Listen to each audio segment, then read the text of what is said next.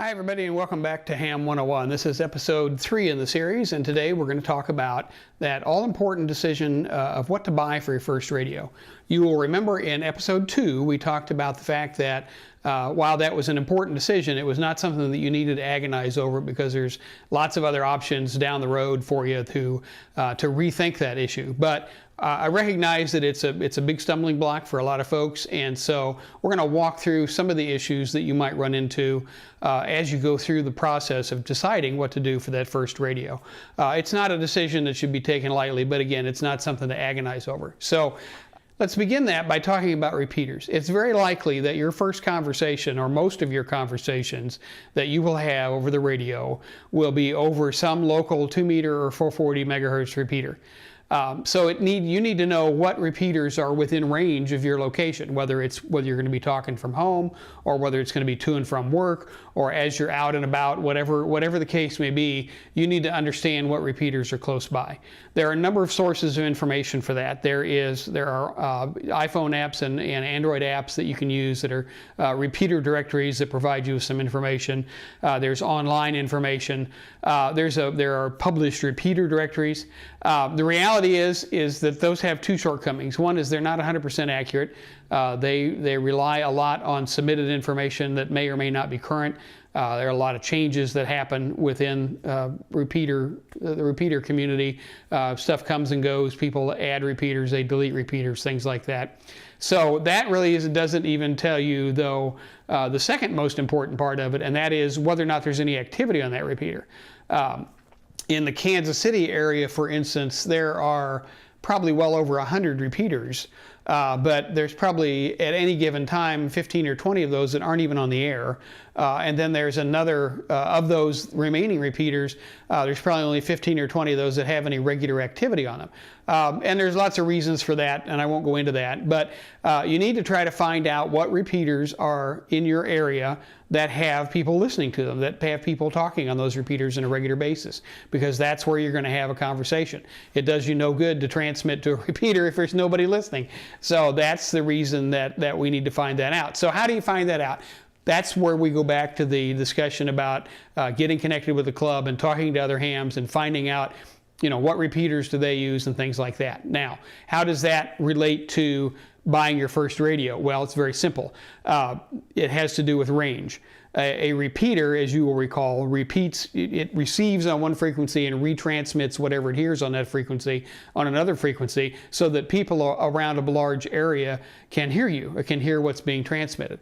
But you need to be within a certain distance from that repeater in order for it to work. They're not infinite. And it differs. It depends. The amount of distance that it works depends on the radio and the power and the antennas and whatnot that you're using to talk to that repeater. So that becomes kind of the issue number one with regard to your decision about what to buy. If you are relatively close, within 3 to 5 miles, say, of any repeater that you think you need to use, then it's very likely that a handheld radio will work just fine for you. Handheld radios are what they say. They are completely self-contained. They contain a battery, they contain an antenna, they contain a built-in microphone. Modern radios are programmable, so you can program lots of different repeaters in here. The drawback is that they're limited power. Most of them are limited to 5 watts.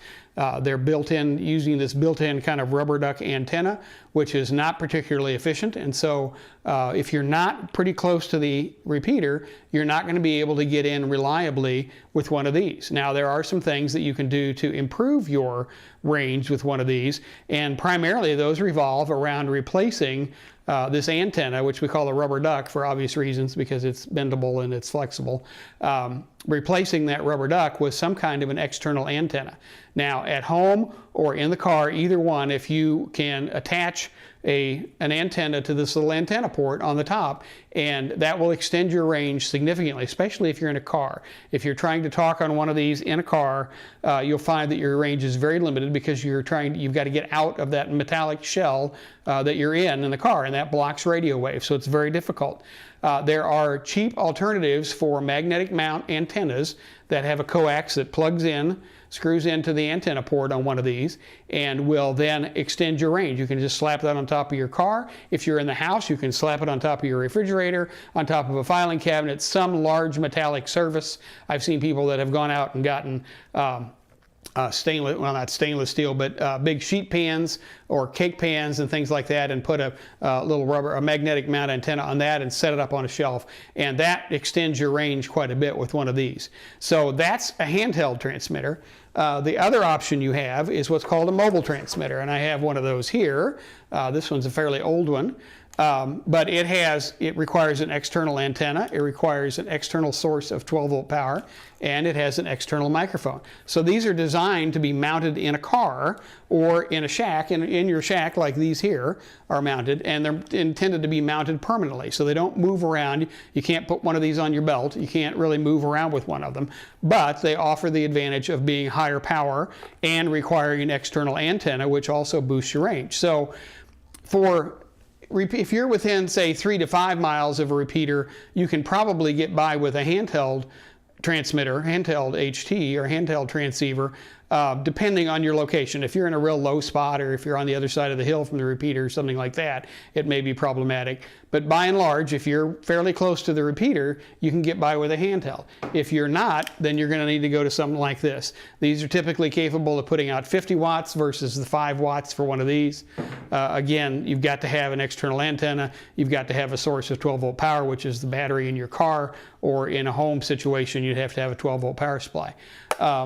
The other issue is these are less expensive than these by and large. So, but again, the used equipment is robust for both. So don't be afraid to look around on the used market and see if you can find a good transceiver that will fit your use. I talked about range, 3 to 5 miles on a handheld, up to 30 miles perhaps, depending on where you're at in your car or where you're at in your home and what kind of external antenna you've got on with a mobile unit. Again, it depends. You've got much higher power, you've got an external antenna, and so you've got much more flexibility with that. However, you're tied to that vehicle or tied to your home location, whichever it is. Or if you want to buy 2 radios, now you've got one in your car and one at home, which is what a lot of people end up doing. So the other big issue you've got, one of the other issues you've got is, okay, well, what brand do I buy? In the last several years, there has been a considerable amount of work done by the Chinese in the amateur radio market, and you will see various brands of Chinese radios. This one happens to be the Baofeng UV5R, which is very popular. These run a fraction of the cost of some of the name brands. So the name brand Japanese manufacturers that have been around for a long time, Yaesu, Kenwood, ICOM, most of their handheld radios start at about $100 and go up from there. And you can spend $300 or $400 on a good handheld if you want to go that far. But you can also get involved with their entry-level units at about $100, $150 new. The Baofengs and the Woshans and the other Chinese manufacturers, the knockoffs, if you will, you can find these on Amazon all day long for 25 or 30 bucks. So are these as durable as one of the Japanese manufacturers? No, probably not. There's quite a bit of discussion about the fact that they're not very easy to program.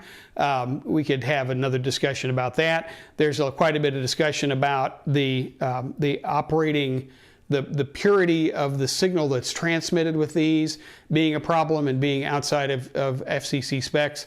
We could have a big conversation about that. But rather than get into all those technical details, what I would like to suggest to you is that if you are within range of a repeater with a handheld transmitter and don't have enough money to go out and buy a $150 Yaesu or ICOM or Kenwood HT, get yourself one of these. I feel like it's more important to get you on the air and so you can start using your hobby and start enjoying it, rather than waiting forever to save up enough money to do one of the main manufacturers. So don't agonize over that decision. You will get a lot of opinions if you ask folks as to which should I do and whether or not these Baofengs or the Woshans or whatever the Chinese, whether those are any good or not. I've had this one. I've got 2 or 3 of these things. I've had this one for years. Don't use it a lot, but use it in events and things like that where I don't care if I drop it or drop it in a ditch in the puddle of water or something like that, because it's basically disposable. So they work. This one's been very reliable for me, but I know people have had problems with them too. So that's kind of the discussion on that. I will say one other thing about a decision, and that is there are emerging in amateur radio today a lot of different digital modes. And when I say digital modes, I'm talking about taking one of these transmitters and encoding your analog voice digitally and transmitting it, and then decoding it at the other end. There are three major methods of doing that, or modes of doing that, or standards, if you will.